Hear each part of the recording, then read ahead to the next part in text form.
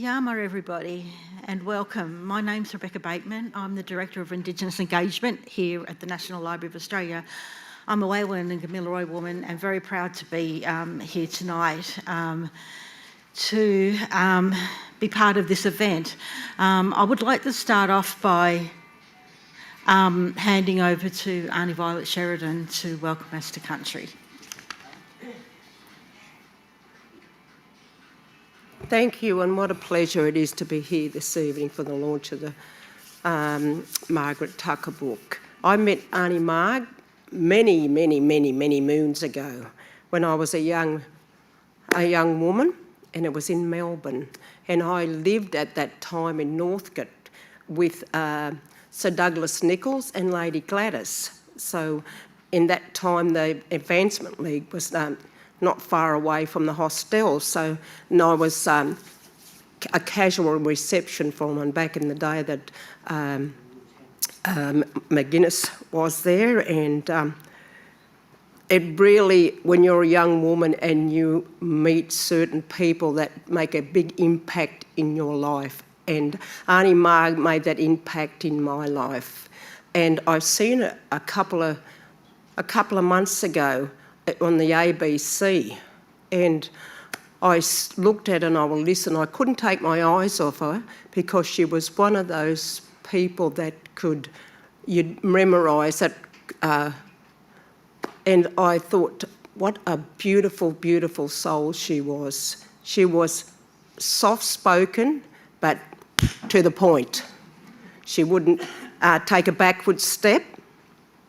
So I am over the moon that I've been asked to come along and at the launch and welcome you. But before I go into my welcome, I'd like to acknowledge members of her family here tonight, and it is my pleasure to welcome you to my mother's country.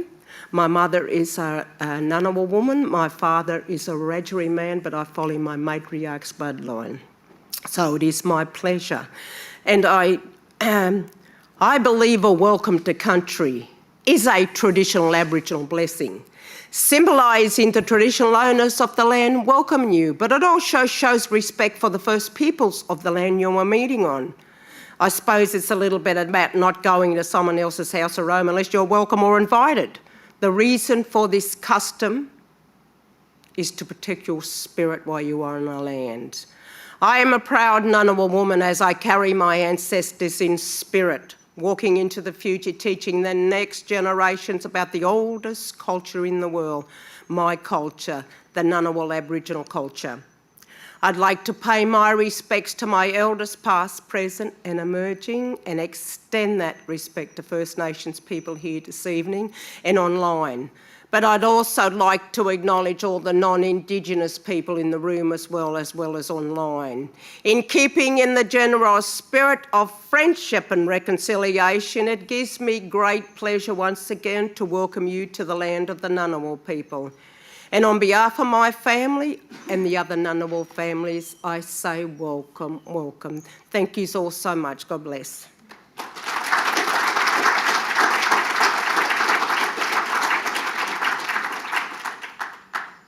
I like presents. As long as it's not chocolates. No. So I'd just like to thank Aunty Violet for coming and doing the welcome to country. And I've got a little present that I made for her, a basket on behalf of our family. Oh, thank you so much. That's okay. Pleasure. Thank you.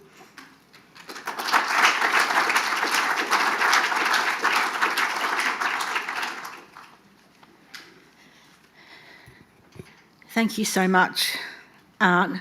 What a privilege to be,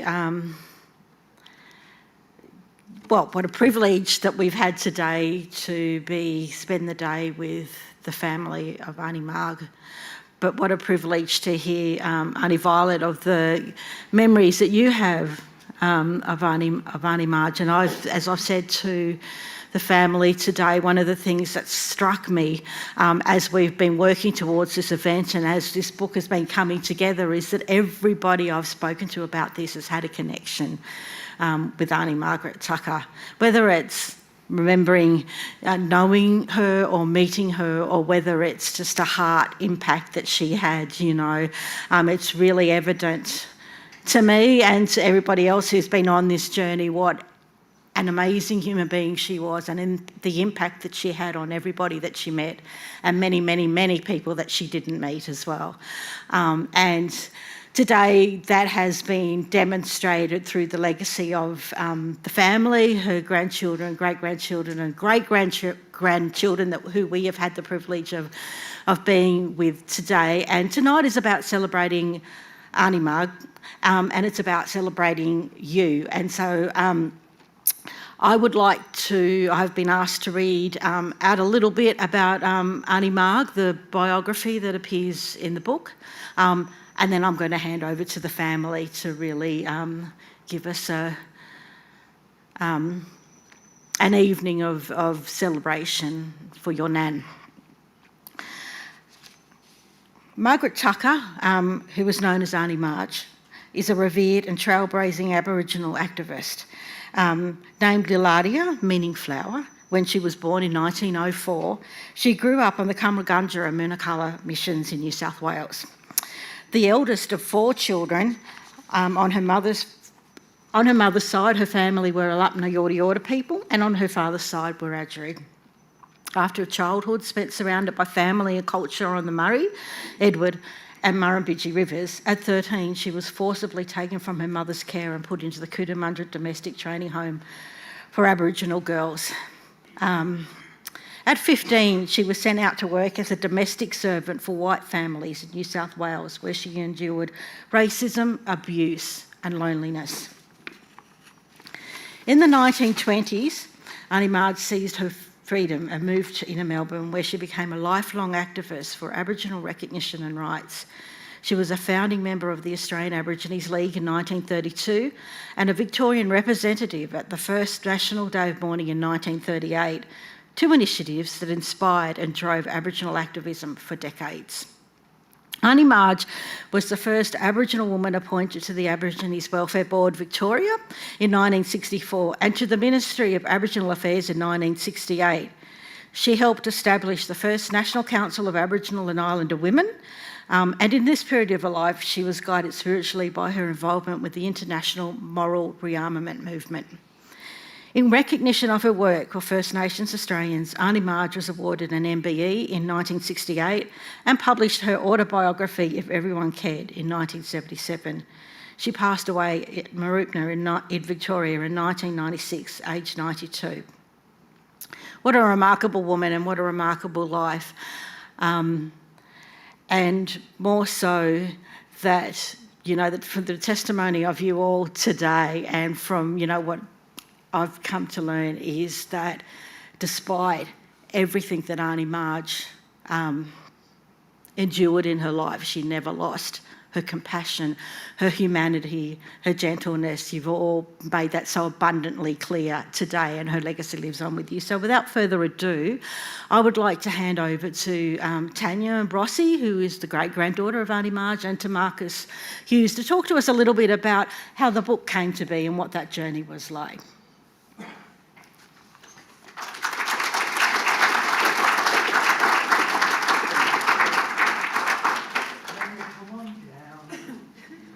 There's things for us to play with. Yeah. Have you had a go with these? No. That works. Oh. So, while the old one gets comfy,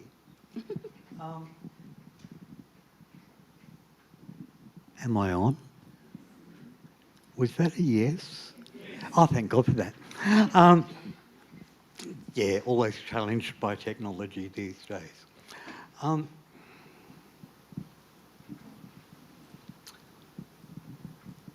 Today, we gather to celebrate a remarkable warrior woman. We've heard about her generosity. You look at the cover of the publication and you see a portrait that just is so full and communicates that business that we've heard about art, about that generosity, about that incredible strength of spirit and generosity that we see in so many of our old ones.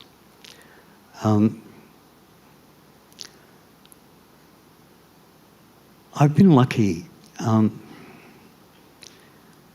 been privileged to be able to work in situations where I can meet people who have incredible passion.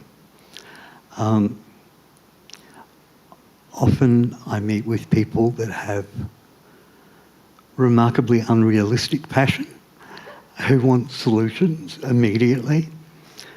And that always presents great challenge. So I've been privileged to work here at the National Library. I then was invited to go and work at State Library Victoria to help establish the Victorian Indigenous Research Centre with another Yorta Yorta warrior, Aunty Maxine Briggs, who is so committed to ensuring that our folk have access to the cultural material that lives in these collections and the stories that are hidden.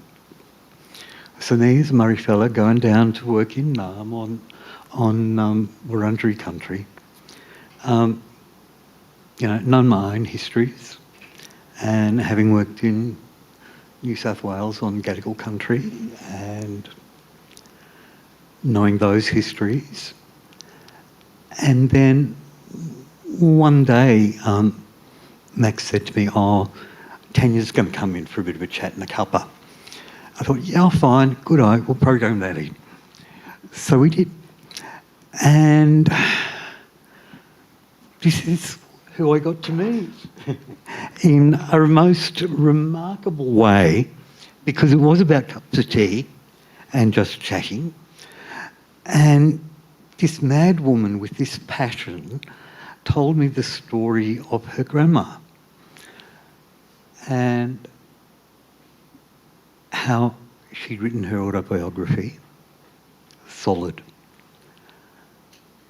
But then there was this other bit that was about the editor of the publication at the time doing a really severe edit that robbed the autobiography of its cultural information that was buried in there and absolutely evident. And, I guess when we started to talk, it was all about, another day in the colony, and this is what we've got to deal with, and how do we make it so that Aunt's initial voice lived back in her story. Unfortunately, State Library Victoria, who I love dearly, no longer has a publishing arm. So we have this important story to be told. We have this incredibly difficult process to go through of finding the people that will invest in the re-edit and the project and the concept. But I was really lucky that I had spent that time here and that I was able to look at Tanya and to very confidently say, I think if I use this, there might be someone in there that could be interested. And that's exactly what I did. I got onto the National Library publishing team, told them about Tanya's vision, and it was not a hard sell. It was welcomed by this institution so eagerly to continue that conversation. And that's what's really brought us here this evening, is Tanya's passion, the family's commitment, this institution's commitment to truth-telling. And I'm just really happy. So thank you, Tanya, for your patience and your perseverance and bringing another important story to life. Thank you. As much as I would love to take all the credit for this, the journey actually began 28 years ago. And that was with a woman who deliberately chose not to be here today, which is a Dr. Jennifer Jones, who did a thesis on Nan. And what happened, like most Aboriginal families, the parents and that dragged the kids along to everything, meeting everyone, and that was my mum Maxine, who any event that was on in town, anywhere that we had to be, she'd just drag us along, and that's what happened with this. So we'd heard about this lady talking at Moral Rearmament and saying that this young woman, Jennifer Jones, was doing a talk on black writers and white editors, which was a book that she ended up publishing. And so my mum's got me to come down with her, and we were speaking to Jennifer Jones for a little while after she did her thesis, and was talking about how she'd come across Nan's manuscript in the National Library and how she read the wording and how it was so different to the edited version of her book that was published. So she started conversations around wanting to get it republished and put Nan's wording back into the book. Now, at the time, she had contacted, so we spoke about it that night, and she went away, and then she'd contacted some people asking to get into contact with family. They got in contact with my uncle, my eldest uncle, but at the time he was living in Horsham, so he said, I don't have the time or commitment to do it, maybe speak to my sister Maxine. So that's what she did. So she got in touch with my mum, and they conversed through letters and that, because I don't even know if we had emails back then. Maybe I don't know if emails then, but my mum wouldn't have known how to use them anyway. So probably by phone she contacted them with letters and that, and so they started this friendship, and they started talking about it, and they'd started to have conversations around it. But then Jennifer had to move interstate, and then my mum got sick. She was diagnosed with breast cancer, and so over the next 7 years it was kind of a little bit put on the back burner, sort of. So it kind of fizzled out there for quite a few years, and it wasn't until I picked up my journey some years back now, and I was asked by Kimberly Moulton from the museum in Melbourne, and they were doing a big archive collection, and they were putting some stuff together, and they wanted a family member of Nan's to come in and read from her book and talk about her life in Kinnears, in Footscray. So that kind of got the ball rolling, because I'd bumped into Uncle Bobby Nichols at some space, and he was like, oh, Tan, we need a number, and people are calling me, and blah, blah, blah, blah. So I gave him my number, and that's sort of where it's all sort of stemmed from. So I met with Kimberly, and we did this talk, and we did the videoing, and I just got thinking, I was thinking, I wonder whatever happened to Jennifer Jones, And there is quite a few little, being very spiritual people, little things started happening. Like I remembered when I was talking about Nan with Kinnears, I remember going into my back room and opening the cupboard to get down a bag of photos that my mum had. And this one photo fell down and landed face down. And I looked at it, and it read on the back, Nan at Kinnears. And I flipped it over, and it was a picture of Nan Tucker at Kinnears. And I was like, oh, that's a bit weird. That photo out of 100 that's in this bag fell out. So I started thinking a little bit about, how do I get in touch with Jennifer again? She had sent me a book that she'd published. But unfortunately I lent it to one of my mum's friends who, which is really sad, ended up passing away too of breast cancer. And so I thought, I don't know where I'm going to even get her number from now. But just, little things plan out and things happen. And one day I was going through an old folder of mine, and I'd been through this folder many times. and I was looking for something in particular, and I came across a bit of folded paper, and for some reason I just thought, I'm going to pull this piece of paper out, see what it is. And it was the letter that Jennifer had sent my mum, and it had Jennifer's number on the bottom. And so I thought, why not? I'll ring it, you never know. And she answered. And she was like, oh my God, Tanya, I was just thinking about Auntie Marge, and I was thinking about your mum, and this is so uncanny. And that's kind of how our story panned out for the last 7 years, is we started talking about the book, and there was lots of things that had to be done to get it here today. We had to get copyright lawyers looking at it. We had to get other lawyers looking at it because of the photos and how we're going to do the covers. And none of it was funded, so we were just, pulling on people that we knew, and especially Jennifer. She pulled on all of her university friends and all the other people who could get all this stuff happening. But it took time, because it was all volunteer and people were helping us, There was no rush. And we always say, me and Jennifer always have this little bit of a giggle, saying that it will be when it will be. And I think it got a lot stronger last year with the Year of the Voice. And, it became like, imagine if the book got published, with the Year of the Voice and her voice being put back into her book. And it stemmed from there. We had to get the copyright back to family. Mulry and Marmot had it, so we worked closely with Margaret. Just with everybody's busy schedules and trying to get it done, it did. It took 7 years, but it couldn't have come out at a better time, because I think that the book is here now, and I think that it's a perfect time to be relaunching this book, especially in the Year of the Voice, especially, where Australia sits today. And, 1977, I don't think they were quite ready for the story, or actually took the story for what it was. And now we can put it back out there, and I think it's time to be heard, and her voice is time to be heard now, and it couldn't have come at a better time. And we were looking at the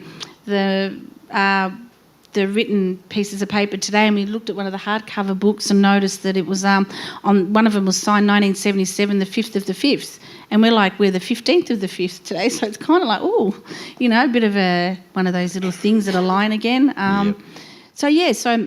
And then, with the family as well, this last 6 months, we've been trying to get together what the front will look like, what photo we'll use, what sort of me and my auntie was sitting there with hundreds of photos, and then I spent the next, month scanning every single one, collating it and putting names, and, so it's been a long process, but it's been a beautiful process. And it's also been a beautiful journey for myself to kind of reflect, and particularly going back and doing my journey of the Wiradjuri side. It's been really, really amazing to go back and do that journey and go to where she went to school, and go to Darlington Point and Warringezda where she was born. So it's also been a really, really amazing journey for myself to have done this. And it's even for our family, our kids, our grandchildren, our great-grandchildren that we'll never meet, they'll always have this from all of us to keep passing down. And I think that, we need to resurrect her again and pull her out there full force, because everybody can learn from her and her words, absolutely. And then I met you and Maxine, that's right, you were in the story too, weren't you? Somewhere. No, you were actually one of the major things, because we were actually struggling to find a publisher, me and Jennifer. So we'd had it already, and we were actually struggling to find a publisher. And then Marcus goes, you know what, I kind of used to work at the National Library. Maybe I can pull out a name. And next minute, we were online, and they told me, yes, we'll do it. And I was like, I said to Jennifer, I go, does that mean they're going to do the book? And she said, yes.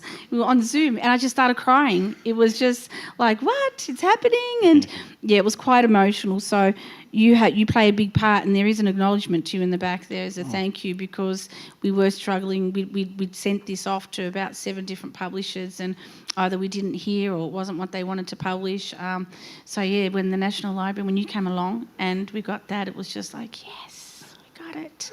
So That's great. But, all it took was a phone call. And I think that's something that is really, really valuable to remember, that when we are facing challenges, or we have a passion to make something happen, all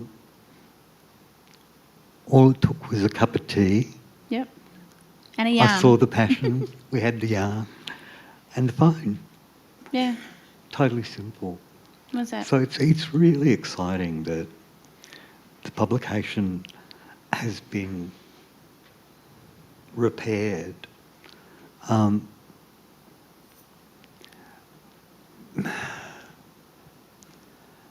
we have changed, you know, that notion of another day in the colony to a really important bit of business that involves, yeah, absolutely revoicing some messages, but also restructuring the way institutions operate and function.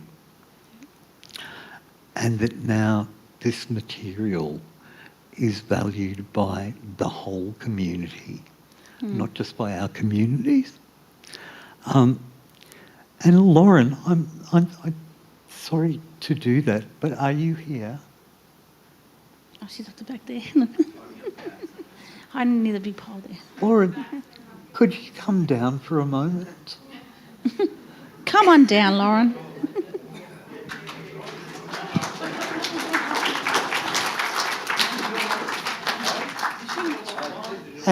And Lauren, you can have my seat for a moment. Come on. Where you going? Oh, she's got these. You got two. Oh, you can bring a proper one. Everyone gets a chair here. Okay. Everyone gets a car. Everyone gets a shirt now. There you go. Which way? No. Ah.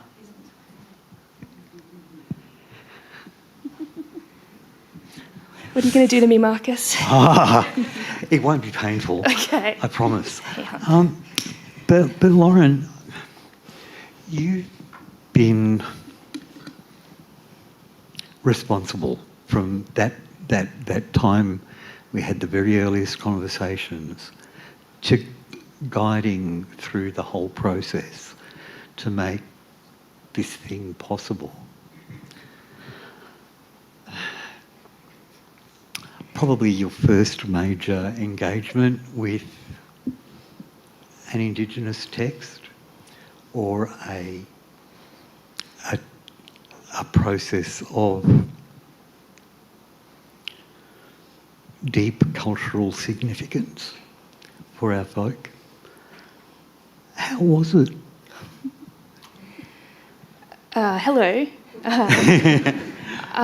I'm the publisher here at the library, and so I was on the video meeting that we had with Marcus. I was one of the people that he called with my colleague Stu.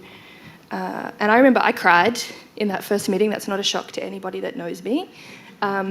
And when that call ended for us, the conversation that you had with Jennifer, Stuart and I also had, kind of amazed at the privilege that a story like this and an opportunity like this would come to us. And maybe you know this about the public service or about making books. Sometimes it moves really slow and sometimes it moves really fast. And I think this is one of the fastest proposals that we ever put up and one of the fastest and most enthusiastic yeses that we ever received. And for the library, we were making this book at a really similar time that we were implementing an Indigenous cultural and intellectual property protocol. And so a great deal of work was going on around the library to think about how we participate and how we help raise up voices about how we give back agency, about how we participate in this work in a really meaningful way. And for our team in publishing, working with Tanya and Jennifer and the family on this was profound. We really felt the depth of the responsibility. I think it terrified me some days a little bit to be involved, but it also felt like a privilege all of the time. For me and for the whole team, it was remarkable. And I think every step along the way, trying to make sure that we were doing something that would honour Margaret and her work and the way that she lived. She was a really good role model to have before us as we went. And one of the things I've been talking with another colleague about this week, what she says all the time that her mother said, be up and be doing, this really felt like we were participating in that in a really beautiful way. And you've been wonderful. I have to admit, you know, when well, but you did say, you know, what the public service and that's like, but when you send emails and when you have to communicate via email, a lot of the times you don't get that quick response that you need, and things pass over and you've got to remind people, and it's always delayed, you know, letters. But these guys, honestly, I think we were just like tennis. It came and boom, we returned it, and it was just on constant the whole way. If I had anything that I had issues with, I would just ring one of you between Lauren and Jeremy and Laurie and the other Lauren and Rebecca, and there's 3 teams, so I did well remembering those names. But they were all on it. They were just constantly on it. They were all over it. They were very respectful. It was always about our wishes. It was always about Nan. It was always about, you know, respecting from the oldest to the youngest, the family members. And I couldn't have asked for anybody else more beautiful and better to do it than yourself. You did an amazing, amazing job, and I applaud you for that. You guys have absolutely been amazing. You know, with our busy schedules, you never once faltered at ever returning my emails or getting back to me. So it's been amazing. So I highly recommend these guys to ever. Absolutely. Oh, thank you, Lauren. Oh, No, whatever. stay there, stay Just here. pretend you're at home. I am. Now, look, we've got a presentation, a PowerPointy thing with some beautiful images of art. And unfortunately for those who are joining us from their living rooms, because of all of that business around copyright and which bit of music you can play, when, why, how, and if, we can't live stream the sound to go with this. But I'm sure many of you will be familiar with it and you can sing along at home. The video, the sound that's being used for the video is the Yorta language song, Narrabri. And most of you will know it from the soundtrack to The Sapphires. Thank you.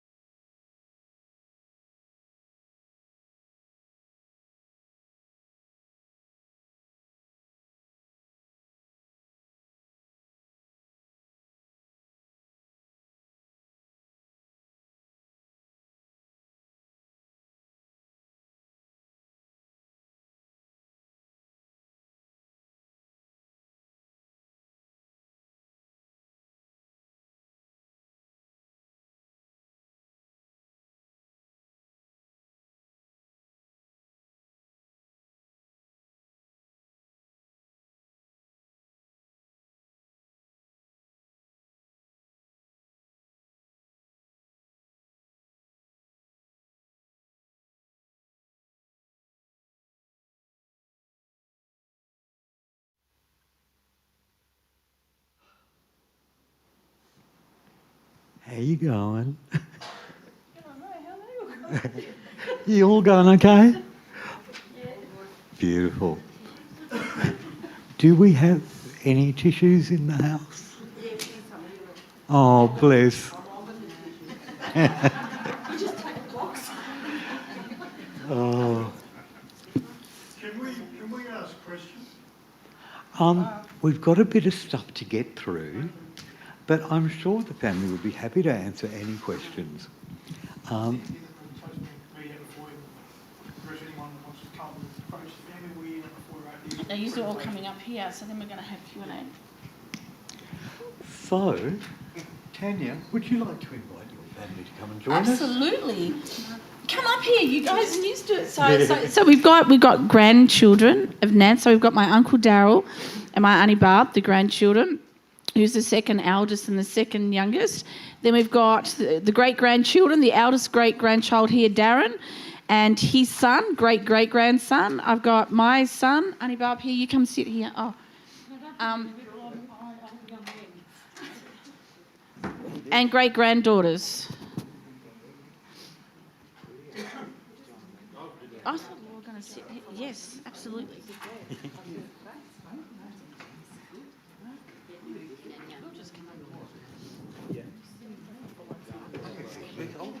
Anyone want to sit next to me?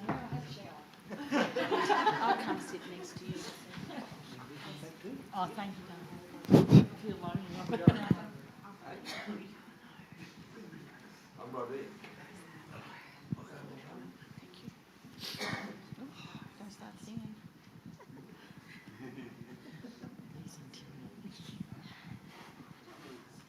Where's your master? I think it's probably on. Mine was. Oh, somebody will come and help. Wow.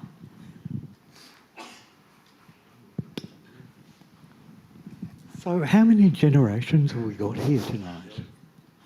3 grandchildren, great-grandchildren, great-great-great. So 3. Great. How do you use it? Just you're used. Oh, sorry. 3 generations. That's 3 generations.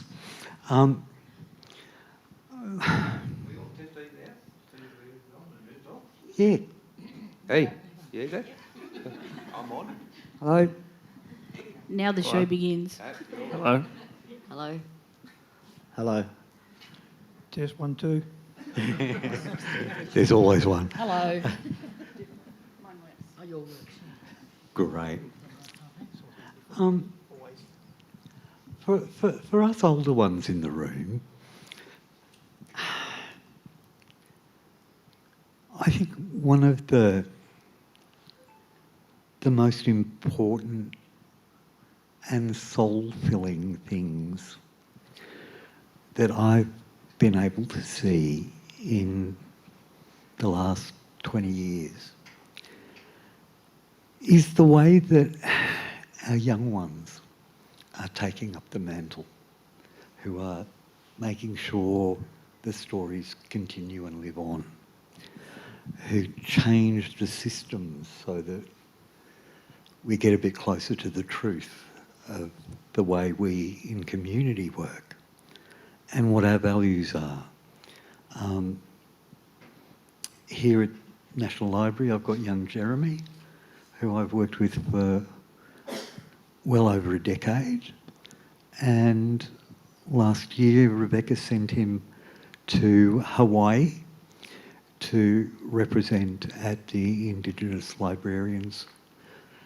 the International Indigenous Librarians Forum. And to be able to see that growth in our young ones is the thing that lets us sit back and relax and know that the future is safe and secure. So I wonder what Auntie Marg would be thinking now, seeing the work of you lot as family, making sure. She would probably crack us with the walking stick because she didn't like the attention. Oh, sorry.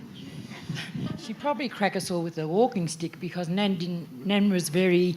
She didn't like the spotlight on her. She done this because it was who she was. So yeah, she'd probably look at us all and say, "You're gonna." Yeah, she was never one to put herself up here. She just was herself. Yeah. But at the same time, Sorry, go Darryl.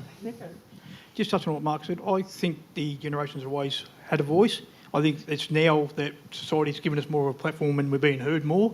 So the younger generations have got the platforms that the older generations didn't have. So I think that's why we're being heard a lot more as a younger generation. Those times, in our time, we didn't have that. Our voice was silenced, but now these younger generations have been given a platform to have that speech. Yeah, and it's so good to see. Oh, absolutely, 100%. So, young fella, Yeah, mate. you've got a busy way ahead. Yeah. Well, it's like anything, I guess. If you do something you're passionate about, it's not really work.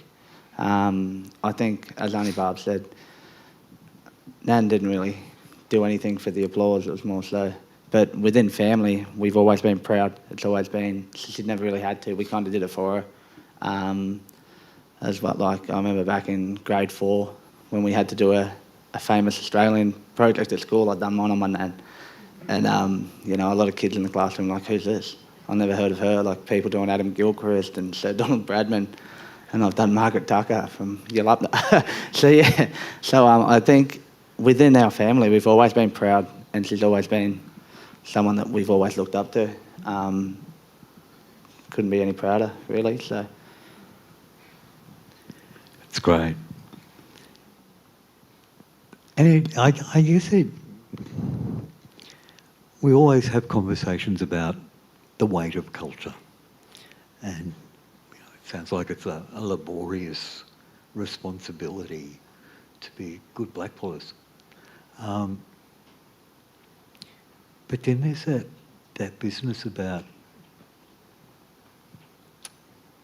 the ways of being that have been shown to us by our old ones are such practical guides around how to be and how to live with community for a better place.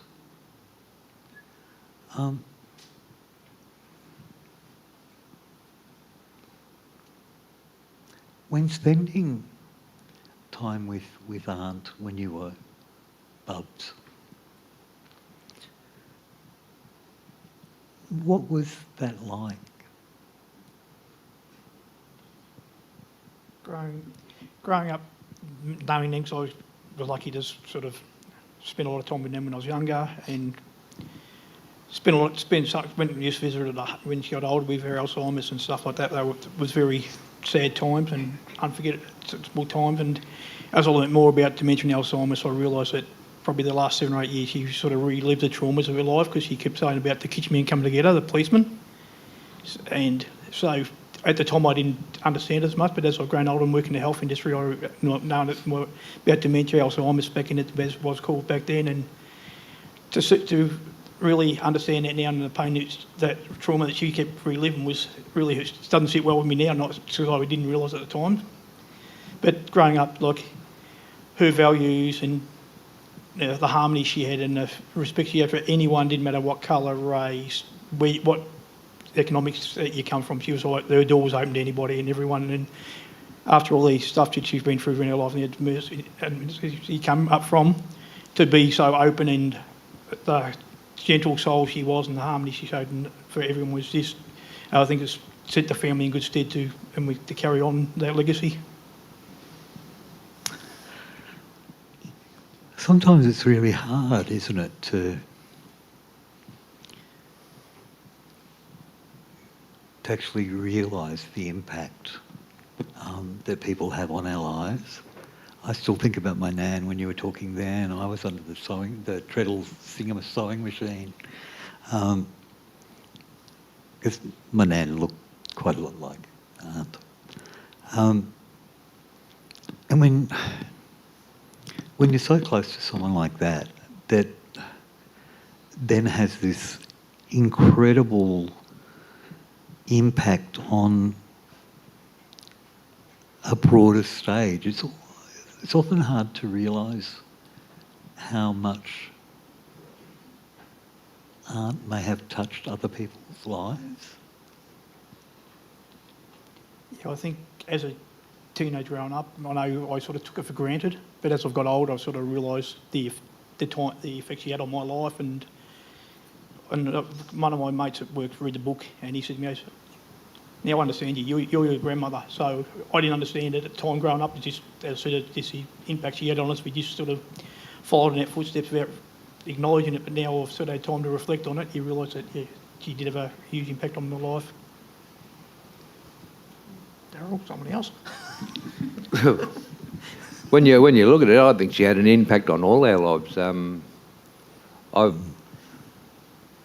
I grew up with Nan ever since I was born, sort of thing, and what she put into us it's just pure love, you know. And the family, we brothers and sisters, we'd have our snarling at each other and whatever, you know, but there was so much love in the family. If anything went wrong with one, you know, it was all in or nothing. And you touched on before about what Nan would, how would Nan feel about what's going on today. She might, you know, she wasn't into, this didn't affect her much, you know, like the limelight and that. But the thing she would be really proud of is... See her family sitting here. There's one. He's going to break. And all knowing her story.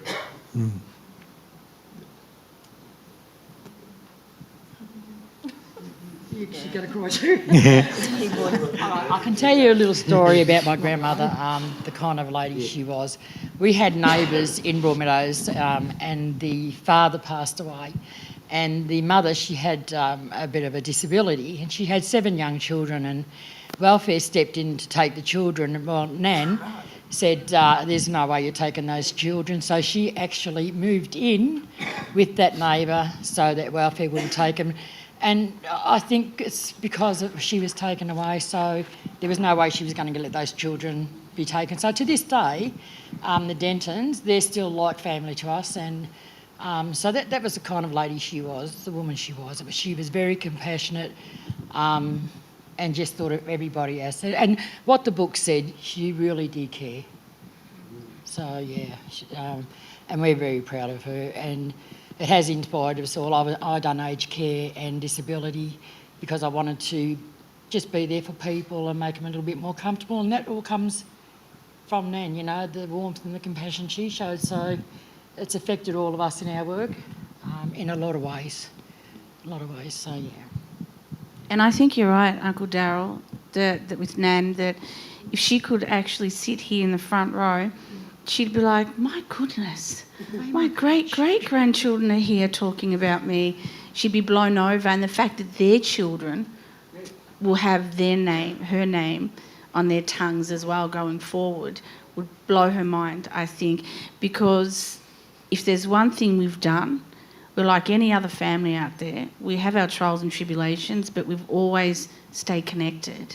And I think that comes through with Nan's story, that we won't let that happen to any of us, to be disconnected and not have that family unit between us all. And, you know, we all live far from each other and that, but we come together every time. And, you know, we're having our family reunions every year now. We have been for many times. You know, we know it's important to have that connection. You know, there's 2 people I wish was here today, and that's Darren's dad, my Uncle Rodney, because when I got the book in the mail, he's probably the first person I wanted to call, but we lost him last year. Because, you know, anytime I needed to do anything, I needed some guidance like a push, I call Uncle Rodney and say, hey, Uncle Rodney, what do you reckon? You reckon I can do this, that? And like, yeah, you got my 100%. And then I talked to Marnie Barb and Uncle Daryl, but, you know, he was a real solid rock for me. And, of course, my mum, who started this. I say she started it, and, you know, to have finished it for her.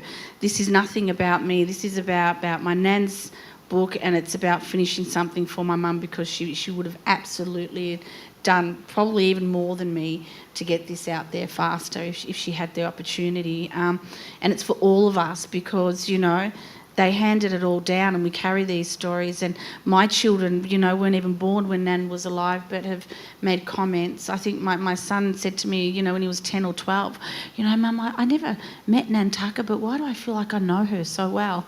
And it's just because it's spoken about, it's keeping them alive, it's telling their stories. And if we don't do that, then my great-great-grandchildren that I'm never going to have the privilege to meet will never know this beautiful story.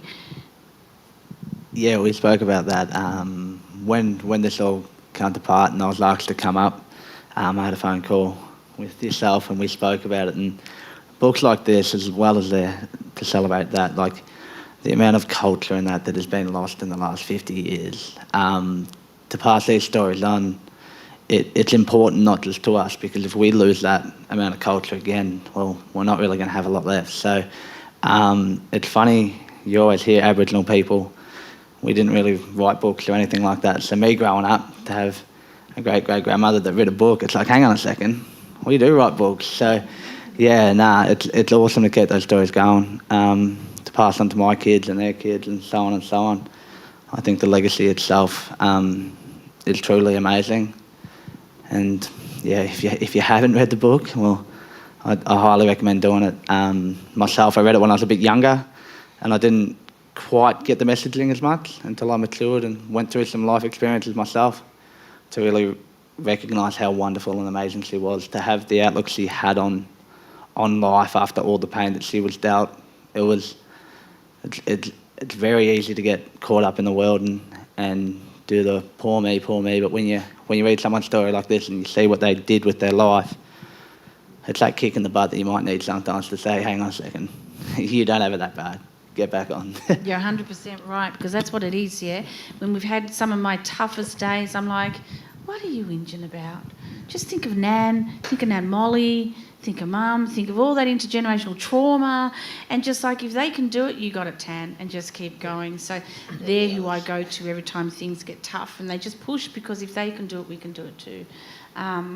Yeah, it's a very big message, that. That's right. Yeah. And if you have read the original book, you only know part of her story. This will tell the whole story. The original book tells part of her story, but this is to tell her story. And if you'd met her, honestly, you would have loved her. Like, she never had a single, she was just a lovely woman. She never, criticised anyone or anything like that. She was just sweet to everyone. Whoever she's seen, she always bring them in. I remember when I was a kid, we used to go to her place. She used to pull out, 20 cents or that, and the shop's just down the road, not far. It was only a minute walk. Go buy 20 lollies for 1 cent. Come back, And I'm proud because my kids, like, I've told them all about her, and they watch her movies and all that. They read her books, and now they're doing the same. Like, they're into culture and they do things and that. And I'm very proud of my kids because they're going to be like her. Like, they're going to be smart and do this. Hopefully do the same thing that she done. And so, but yes, I miss my nans and my auntie, my uncle, and that, but we've got to do it for them. So, Thank you for that. We're running a little earlier than we'd normally planned. Keep talking, go on. Well, Donna, what impact did Nan have on you? What have you achieved? What you got around your What neck? have you got around your neck, Donna? What are you You're wearing, going to Donna? stand up and show that. Come on, Stand up, Donna. share it up. Come on, up again. Show them all. What's that? medal. From where, Donna? For what? Back in '92, I was 19 years old. I turned 20 in Madrid, Spain, for basketball Paralympics.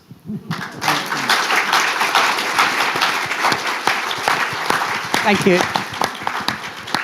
And she got that before Kathy Freeman and before Nova Peris. And I tell people that all the time because it's never recognised because she was in the Paralympics. So that's an achievement.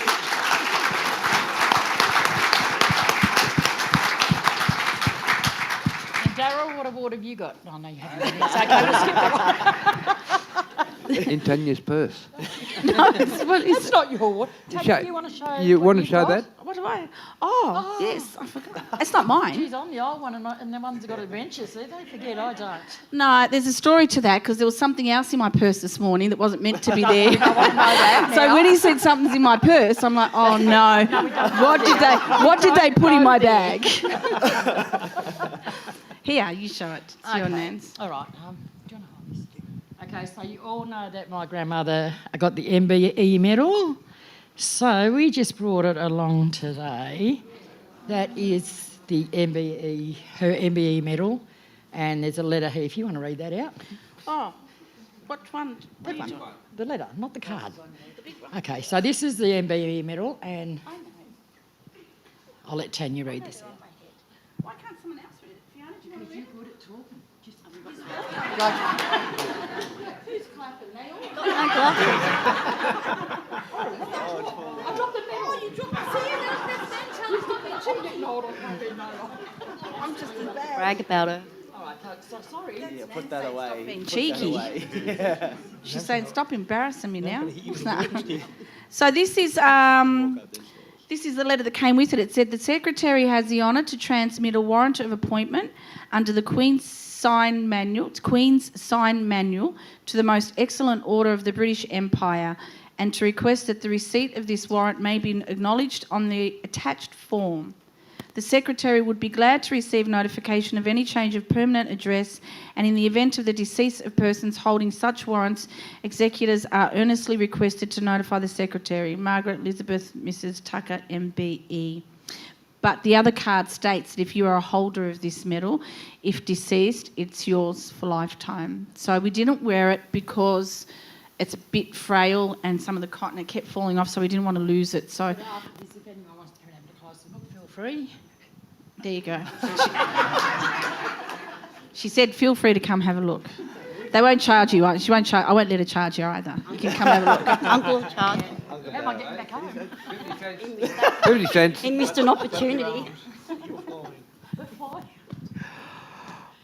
Oh, what a delightful moment, or 7. Thank you so much for being willing to come and join us this evening and share your stories with the people that are gathered here and those gathered online. Well, we'd like to thank everyone here for turning up. It just shows how much our grandmother is loved and known. So thank you all too. And I got to apologise for the way I break down, you know, because whenever I talk about my grandmother, because I was with her virtually from birth, you know, until my late teens, early 20s, you know. And when I talk about her stories and that, it's like I'm talking to her and I can see her face. And that's what. And also got a good friend in the audience here, known over 60-odd years, Mr. Andrew Lancaster, Maori Armand. Stand up. Yeah. He knows Nan real well. We also taken to MRA House and met the American Indian Chief Walker Buffalo, and like we're only kids, and back them days, one of your games you played was Cowboys and Indians, you know, and meeting a real live American Indian, you know, and a chief at that. What was he, Sioux or Navajo or? Western Canada. Oh, well, he wasn't American Indian, he was on the other side. But he was still, but no, it was really nice seeing you, Andrew, and your wife, yeah. I was just remembering with meeting Daryl. Everyone say a word. This is wholly unrehearsed. When I met Daryl for the first time in 65 years, tonight, I reminded him of when he came with his brother Alan, his older brother, to spend a weekend with us in Melbourne. So you lived in Broadmeadows and we lived in Box Hill. Yeah. and we had an absolute ball. We played ping pong endlessly on the dining room table, quite a small table. But then Daryl surprised us all by showing us his attempt at tap dancing, and it was absolutely fantastic. But And he's going to give you a demonstration right now. Those days are gone. My dancing days are over. How many women were there? Oh, there must have been 50 of them. Oh, there was 1,000 before. anyway, a couple of years ago, just to finish the story, well, not finish it, come to the next chapter. About 2 years ago, I had a sort of this was all before The Voice, that was being discussed, and the Uluru Statement from the Heart and so on. I thought to myself one morning, I really would like to reconnect with Daryl and Butch, as we called him, Alan. Yeah. And it took about 18 months to find them. And you were the person, Barbara, who gave me the phone number of Daryl here. Don't hold that against me, though. No, I don't. I'm full of gratitude for that. And we talked for about 45 minutes on the phone, and then you put me in touch with Alan, and we talked on the phone. And since then, I've been to Alan's home in Mandurah in Western Australia. So that's been a great enrichment to our lives. That's been, what, 60 odd years? I'd say about 65 years. Oh, yeah, easy. Easy, eh?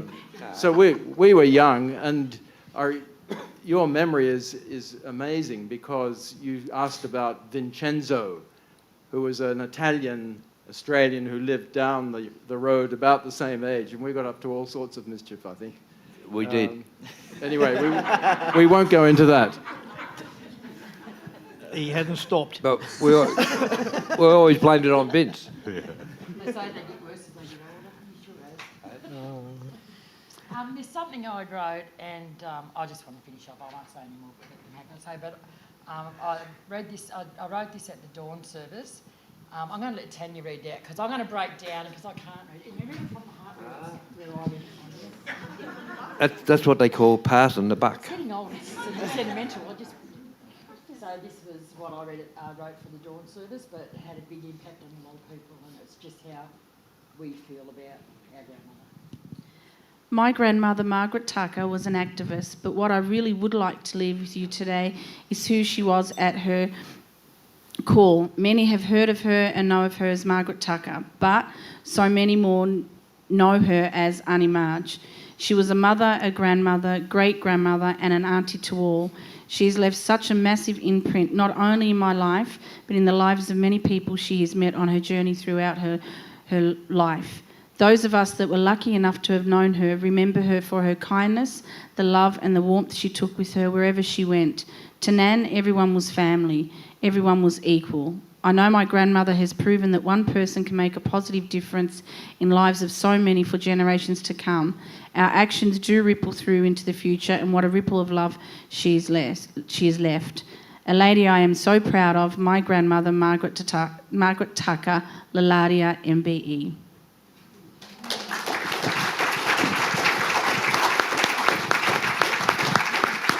Oh, thank you for those words. I might now invite Rebecca to come back and wrap up the evening for us. Rebecca, can I just say one thing before you wrap it up? I actually just want to thank Auntie Violet here for having us on your country today. We've all come from Wurundjeri. Where have we all come from? Bunurong. Where's your country? Wadawurrung. We've all come from all over in Melbourne to come to your country today. So thank you very much for having us here, and your elders and people. We acknowledge them and respect them and thank them. Thank you.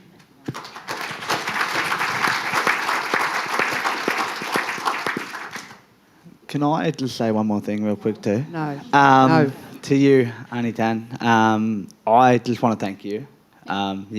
Like the work you've done to make this happen is amazing. And for someone like myself who never really got the chance to meet Nan, we live on through her stories. So thank you for giving me an opportunity to get to know her a little bit better by knowing her words. It does mean a lot, so thank you.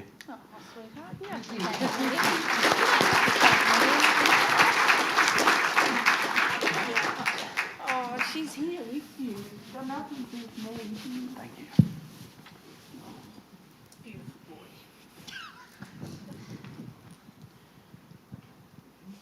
Yeah, I think so. Yeah, we'd like to thank the ladies today for helping us and everyone. Yeah. I'd like to National thank Library. everyone that got the book together and brought it back for us to be able to have the proper version that we can read and, just to know her words properly. And you people too, for coming. You know, it's a, Thank you. Yep. we thank you very much from the bottom of our hearts. We do. Thank you. And a huge thank you to the National Library for endorsing this book and making this happen for us and putting this launch on for us today and inviting everyone to come and inviting us up here and giving us the opportunity to speak about our great-grandmother, grandmother, great-great-grandmother. So a huge thank you to the National Library too and all the staff.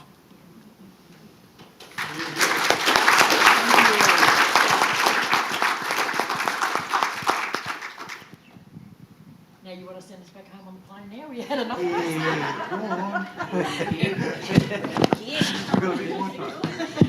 Not bringing them back.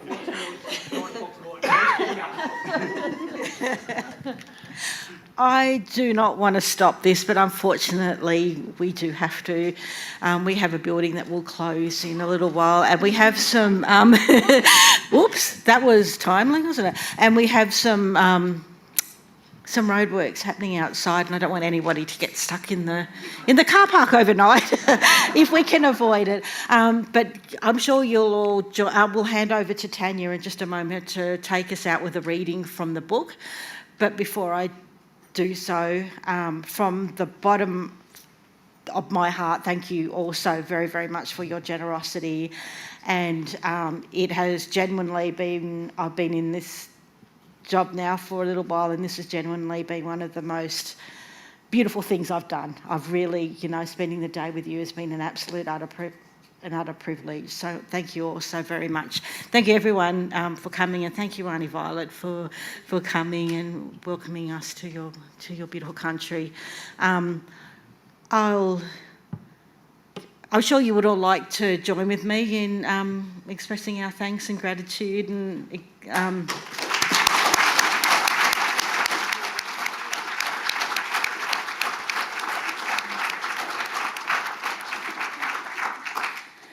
When I'll ask Tanya to come and read from the book, and after that we will head up to the foyer. The family will be around there. We won't have we won't have time for questions down here, but feel free to come up to the foyer with us, and if you would like to have a chat or ask any questions, you can do so up there when we head up there. So I'll hand over to Tanya.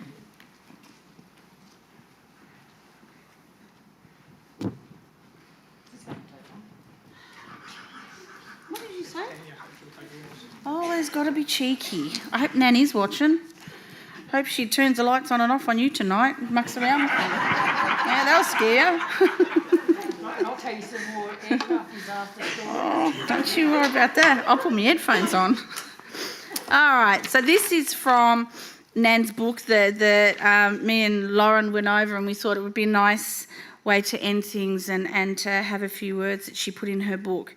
So this is Nan's words, and in her words, it hasn't been edited at all. All my life, it has been a joy to do things, from getting a sum right in school to taking a pretty nankeen, in brackets, crane, feather, to a young school teacher. But if I had to own up to a wrongdoing, no matter how small, I would ponder over it for days. Then it would get too much for my conscience, and I would have to be honest. For most of my life, I have tried to pitch in and help with this and that. It has been fun. It has been a fun and natural way of life. I try to fathom why one would want to be the top dog. I suppose it is fear of losing prestige. Why is jealousy, envy, bitterness, and hatred created? I've gone through all these miserable feelings and realised one can be so selfish and cowardly. My biggest fear in life is doing the wrong thing because I'm not happy until I put things right. It is amazing what is happening now compared with 40 years ago. The Aboriginal Health Centre and Aboriginal Legal Aid are doing their best. I cannot help thinking that prevention is better than cure. The answer to all the misery in the world is absolute honesty, unselfishness, purity, love, and care for all people from the heart. A man died on the cross long ago, giving up everything to show the way. I know people today who are trying to do the same. Call it what you like, but deep in my heart, I do believe in the Holy Spirit, the good Spirit, the wonderful Spirit that has neither hate, bitterness, class, or creed. Everyone has it in their heart, deep down. If we only skim all the scum off and get rid of feelings of bitterness, hate, and the feelings of hopelessness like I've been having in the last few years. I try to keep out of mischief and to do what is right for the rest of my life. In this, I am guided by the story Pastor Sir Doug Nicholls told in church one day about a black American preacher who said, "You can play a tune of sorts on the white keys of a piano. You can play some sort of tune on the black keys. But for perfect harmony, you must use both." I got that point, and it is a terrific one.